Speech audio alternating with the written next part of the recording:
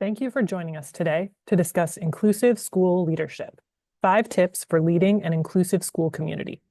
This is part of the DLC's series of quick takes designed to make professional development easy and accessible.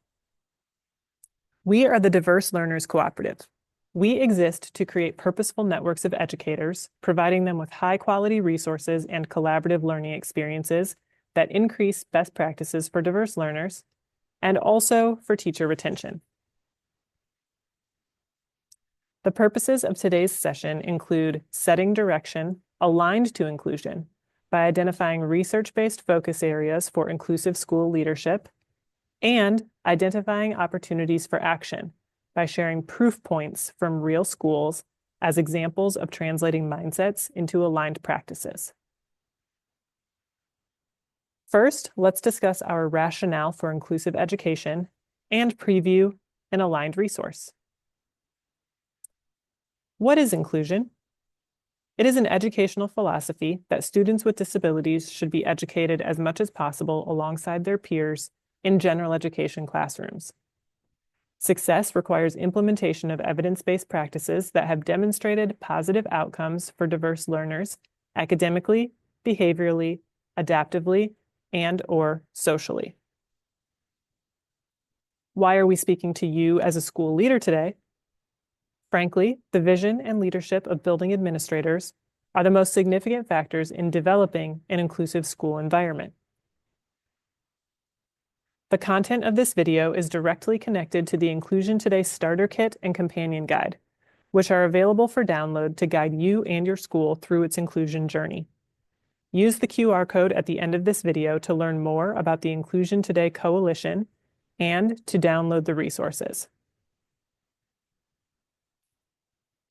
Focus Area 1 for inclusive school leadership is developing an inclusive vision, awareness, and mindset within your school. In action, this means that leaders state the goal that all really means all.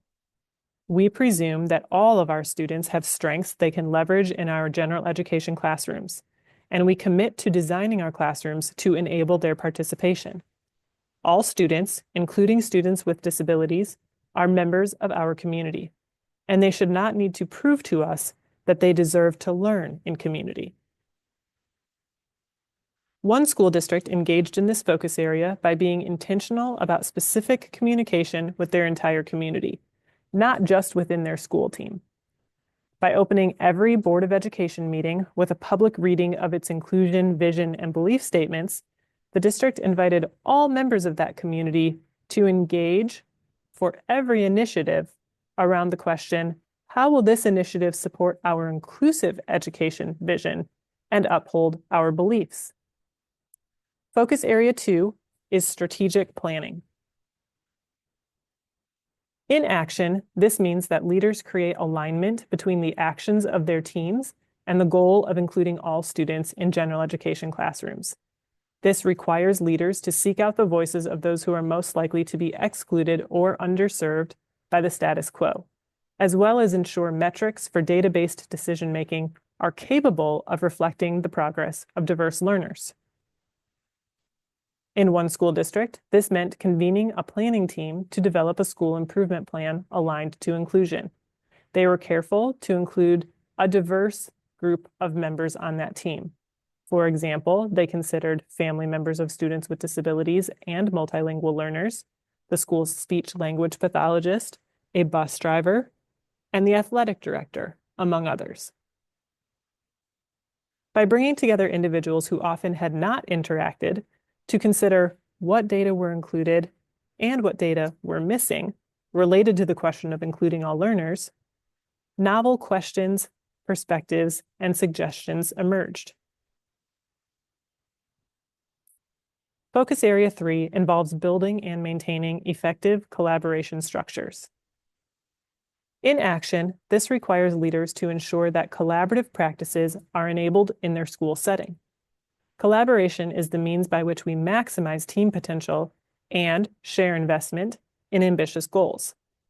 However, collaboration is a very broad term, so it's important that your school defines what collaboration means, when it should occur, and how team members should engage with one another.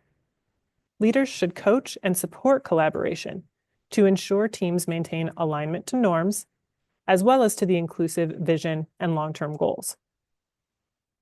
In one middle school, this meant the special education department chair and the special education teachers assigned to math classrooms joined math teachers in regularly scheduled content team collaborative planning sessions. Leaders needed to ensure shared planning time existed.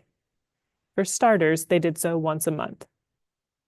And that they monitored outcomes of these sessions by observing classrooms for increased use of evidence-based practices and by monitoring exit ticket data for prioritized students.